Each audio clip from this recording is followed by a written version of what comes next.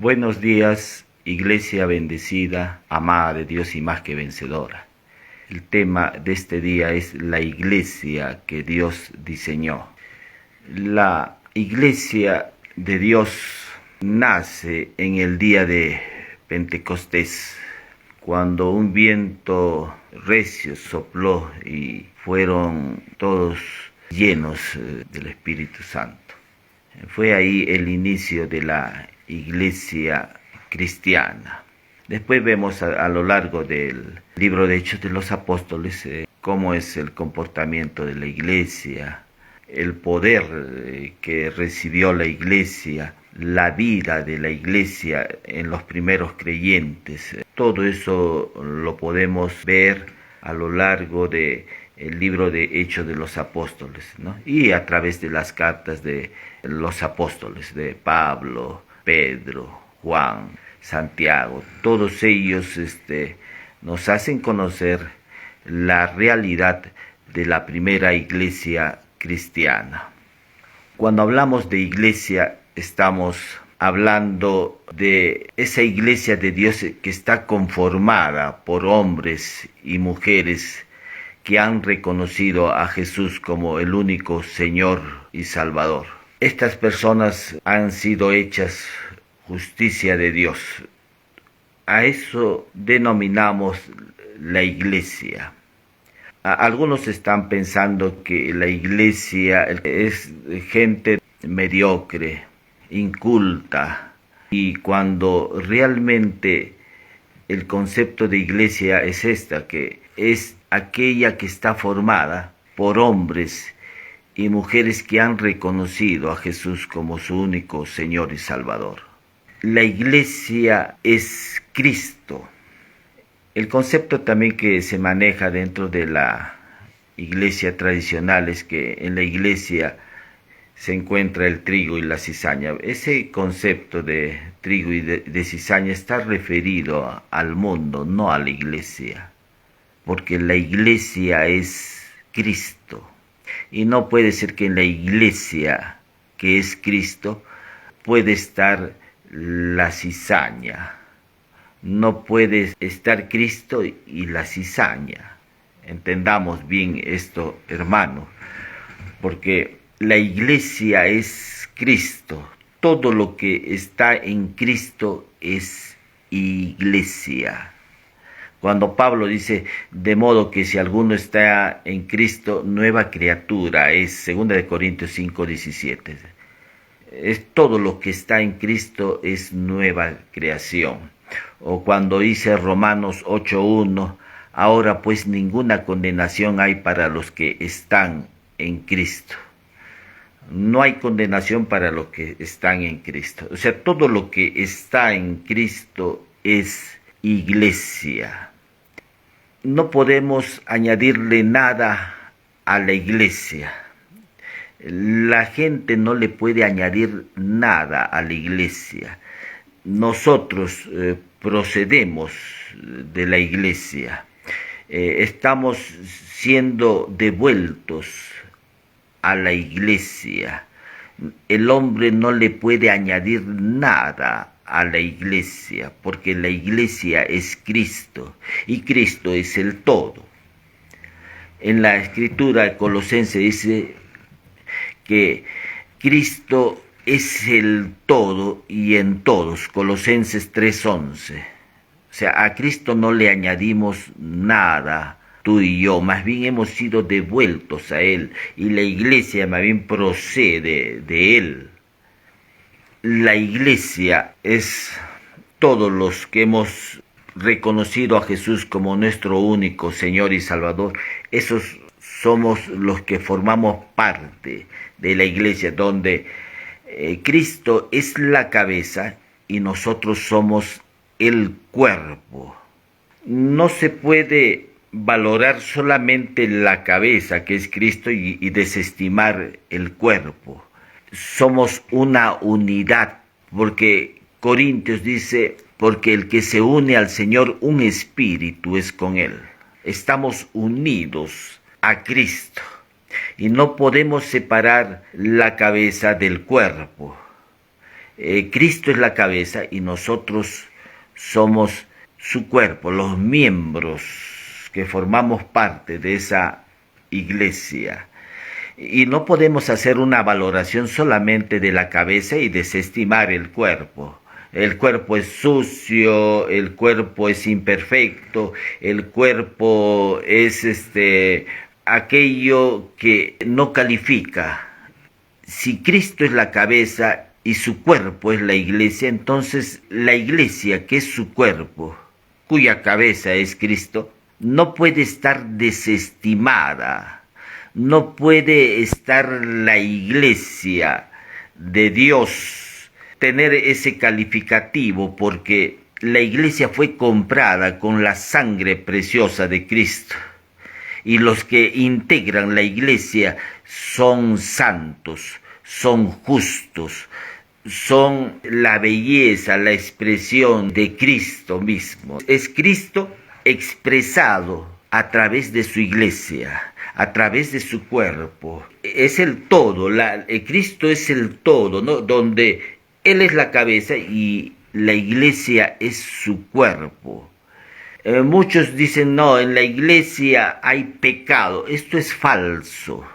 Es una herejía decir esto, porque la iglesia es Cristo. Y en la iglesia no hay pecado. Que los creyentes puedan pecar no significa que la iglesia haya pecado. Porque Pablo dice, y Él os dio vida perdonándoos todos los pecados. Y Juan dice que con su sangre nos lavó de nuestros pecados. O sea, Dios cuando mira a la iglesia no está viendo pecado. Dios cuando mira a la iglesia está viendo a su Hijo y a nosotros en Él. O sea que la iglesia es santa, la iglesia es justa, en ella habita. En ella está la vida misma de Cristo. Es Cristo habitando en la iglesia. Es Cristo quien mora en la iglesia. Por eso es que Pablo dice, ya no vivo yo, mas Cristo vive en mí. La vida de Cristo está en la iglesia. No está al margen de la iglesia. Algunos creyentes están pensando que Cristo está fuera de ellos. Ese es un concepto equivocado, porque la vida de Dios está dentro de la iglesia. Cuando Jesús se reunía con sus discípulos, Él andaba con ellos. Él estaba con ellos. Ellos vieron la gloria, la vida misma de Dios manifestada en el Hijo. Y el Hijo día a día estaba con ellos, caminaba con ellos. Ellos lo pudieron tocar a Jesús. Ellos estaban con Jesús, pero Jesús no estaba en ellos. Jesús no estaba todavía en ellos, porque después de la cruz recién podemos decir que Cristo está en nosotros y nosotros en Él. Es Cristo en nosotros. Eso Pablo lo expresó, aquel misterio que estaba oculto desde siglos y edades, pero ahora Dios lo ha manifestado a sus santos. Las riquezas de la gloria de este misterio que es Cristo en vosotros, Cristo habitando en nosotros y nosotros en Él. Es este misterio que ahora ha sido descubierto y ha sido mostrado, que los hombres del antiguo pacto no pudieron ver, pero nosotros ahora, la iglesia, podemos disfrutar de la vida de Cristo en nosotros. Eso es la iglesia. La iglesia no es estas paredes o un lugar físico donde nosotros nos reunimos. No es eso la iglesia. Algunos también tienen el concepto de, sí, la iglesia es el lugar donde nos congregamos. Hay muchos que se pueden congregar, se pueden reunir, y no todos ellos forman parte de la iglesia. La iglesia solamente son aquellos que han reconocido a Cristo como su único Señor. Estamos hablando que han hecho de Jesús el Señor de su vida. Eso es la iglesia. Mientras tú no hayas hecho de Jesús el Señor de tu vida, no puedes formar parte de la iglesia. La iglesia es todo aquello que ha sido puesto en Jesús. La iglesia es Cristo mismo, es Cristo en nosotros y nosotros en Él. Eso es la iglesia. El lugar donde nos reunimos, el lugar físico donde nos reunimos, eso no es la iglesia. La iglesia no es algo físico, material. Eso no es iglesia. Estamos hablando que la iglesia son las personas que han reconocido a Cristo como su único Señor y Salvador, que han hecho de Jesús el Señor de su vida. Eso es la iglesia. La iglesia no es un lugar donde va gente mediocre, inculta. La iglesia es triunfante, la iglesia es victoriosa, la iglesia es Cristo mismo. Nosotros podemos observar el cielo y está poblado, está lleno de estrellas. La estrella más pequeña es más grande que nuestro planeta y uno queda admirado, estupefacto, dices, qué grandioso es Dios. Pero esa apreciación que hacemos del universo, de las estrellas, del cielo, es insignificante a la belleza de Cristo. La iglesia es hermosa, es bella. En la iglesia estamos diciendo que no hay pecado. La iglesia es santa, es hermosa, hermano. No hay palabras para que podamos describir la tanta belleza, la hermosura que hay en la iglesia, y que Dios cuando ve a la iglesia está viendo a su Hijo amado, y a nosotros en Él. Eso es la iglesia. El libro de Hechos relata una iglesia triunfadora, una iglesia victoriosa, una iglesia con poder, una iglesia que se acerca a los hombres. Es Cristo acercándose a los hombres, un Cristo que ve la necesidad de los hombres. Algo importante que Pablo en Filemón 1:6 dice: para que la participación de tu fe sea eficaz en el conocimiento de todo el bien que está en ti. Hay algo importante que debes conocer, hermanos, que Dios ha puesto todo el bien en la iglesia. Todo el bien está en la iglesia, no está fuera de ella. Todo el bien está en la iglesia. Y cierto, porque Colosenses 3:11 dice: Cristo es el todo y en todos. Mire que si la iglesia es Cristo y Cristo es el todo, entonces lo tenemos todo. Por eso es que Pablo en Colosenses 2:10 dice: y vosotros estáis completos. O sea que a la iglesia no le falta absolutamente nada. La iglesia está completa. A la iglesia no le falta nada, porque todo el bien Dios lo ha puesto en la iglesia. Si Cristo es la iglesia y Cristo es el todo, la iglesia lo tiene todo.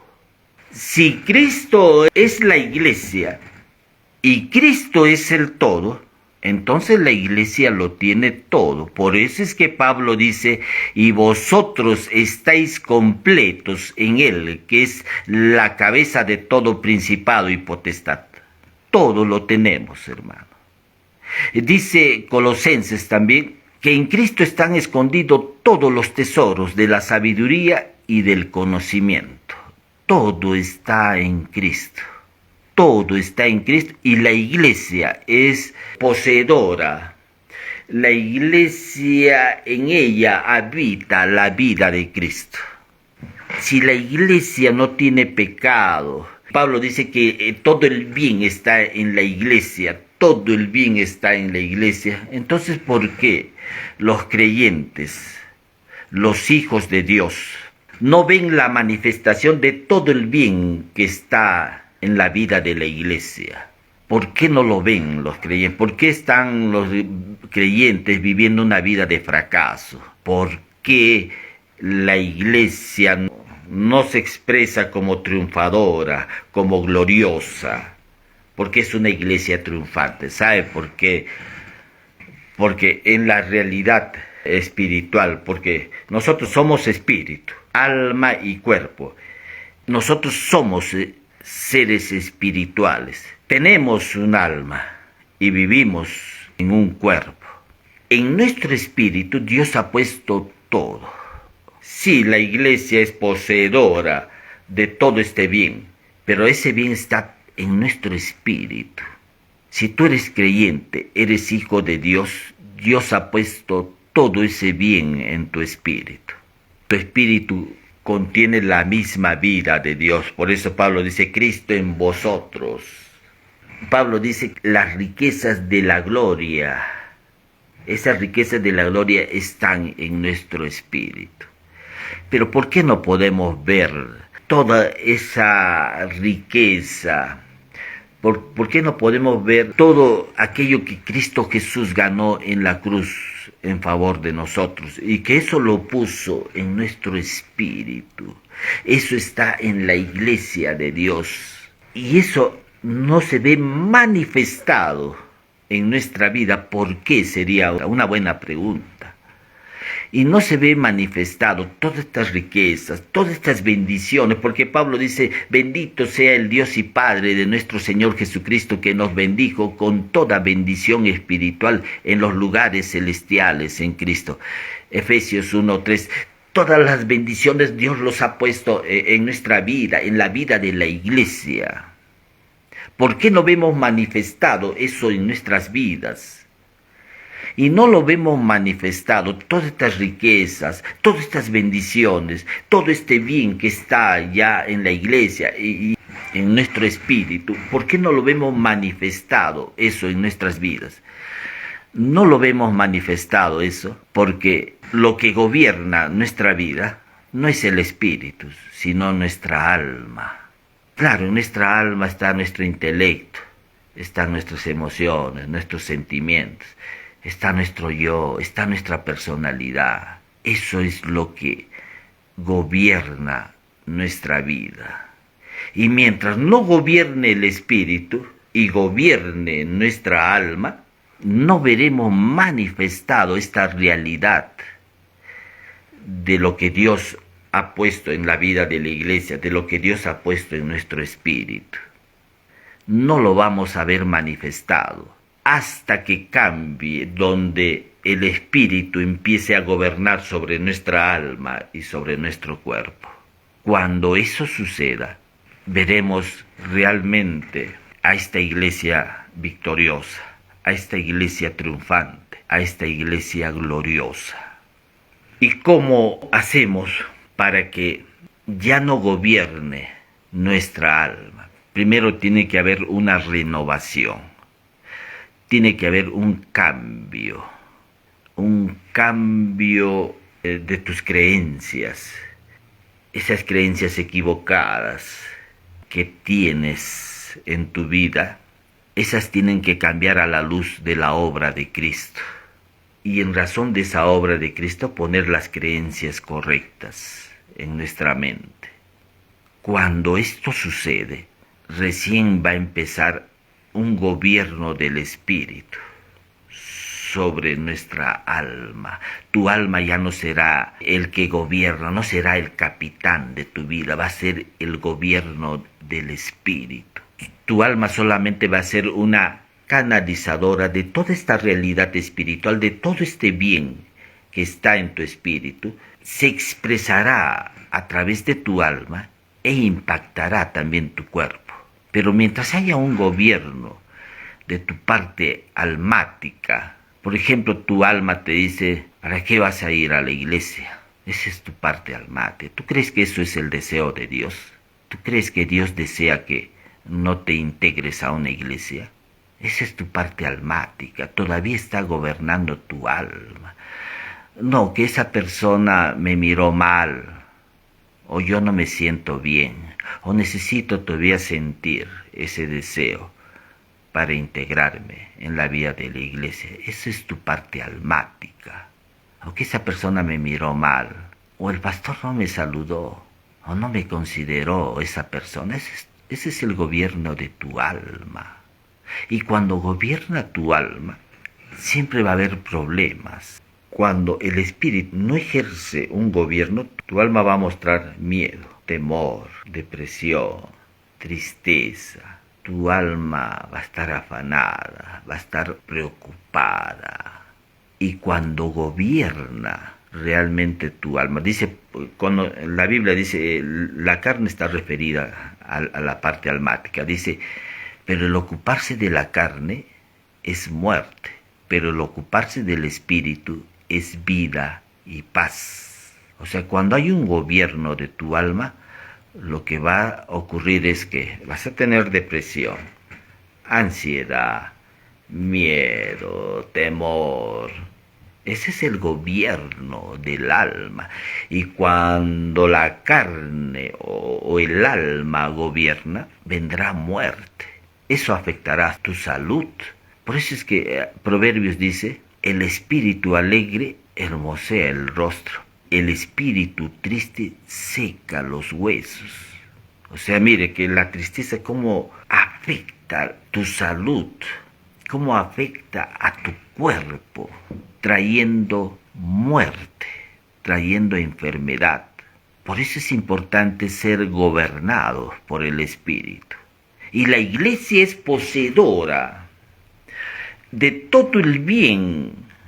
Tú tienes todo el bien que ya está en tu espíritu. Solamente necesitamos canalizar.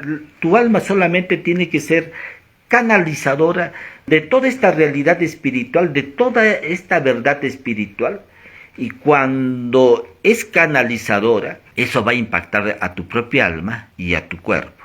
Si en tu alma hay depresión, se disipará esa depresión. Y si en tu cuerpo hay alguna enfermedad, quedarás sano cuando haya un gobierno de tu espíritu. La parte almática, tenemos que crecer en el conocimiento de Cristo. Por eso es que Pablo dijo, pero la palabra de Cristo more en abundancia en vosotros. Colosenses 3:16. La palabra de Cristo, no dice la ley, dice la palabra de Cristo more en abundancia en vosotros.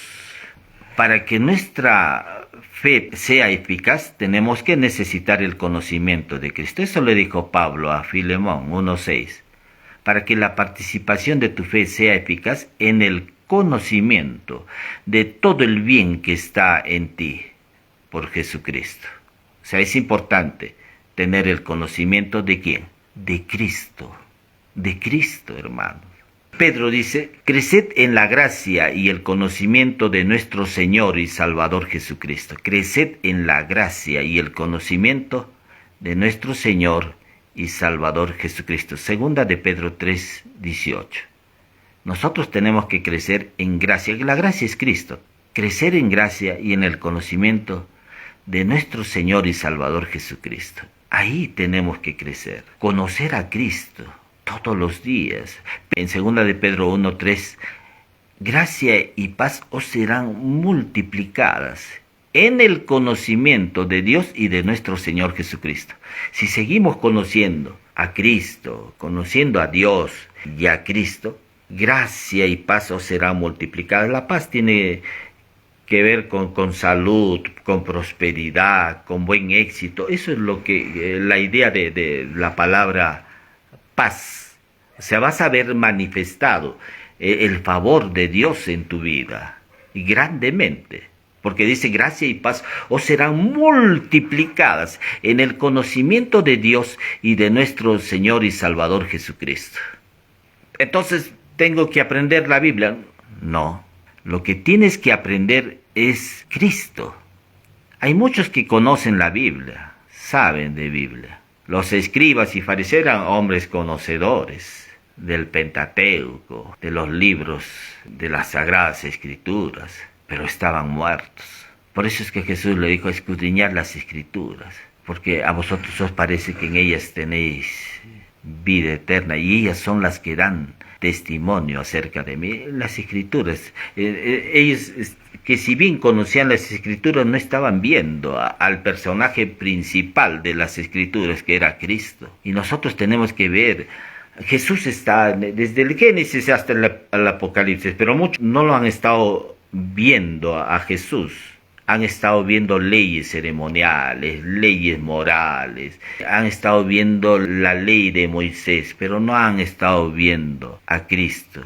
No han estado viendo la belleza, la hermosura de Cristo. Por eso decimos, no se trata de aprender la Biblia, sino aprender Cristo. Eso es lo que tenemos que aprender, hermanos. La iglesia tiene que aprender Cristo. Amén. Damos gracias nuevamente a Dios por este tiempo que nos ha permitido seguir conociendo su palabra. Si por primera vez estás escuchando esta palabra, el deseo de Dios es que Él pueda venir a tu vida. El deseo de Dios es que formes parte de una iglesia, que tú puedas ser bendecido grandemente. Es el deseo de nuestro Padre Dios. Te voy a guiar ahí en una oración donde te encuentres. Repite conmigo: Señor Jesús, te agradezco porque tú eres la expresión del amor de Dios hacia mi vida. En este día te recibo en mi corazón reconociéndote como mi único Señor y Salvador. Gracias por haber dado tu vida por mí, haber derramado tu sangre preciosa, haber perdonado mis pecados. Y gracias por hacerme hijo tuyo, hija tuya. Te recibo en mi corazón, Señor, agradeciéndote por tu favor, agradeciéndote porque me has mostrado un amor grande, Señor. Hago esta oración en el nombre precioso de Jesús. Amén. Si por primera vez has hecho esta oración, pídele al amado Espíritu Santo que te guíe a una iglesia cristiana donde puedas aprender la palabra de Dios. Amén. Él lo va a hacer. Él te va a guiar a una iglesia cristiana. Voy a orar estos momentos también por salud.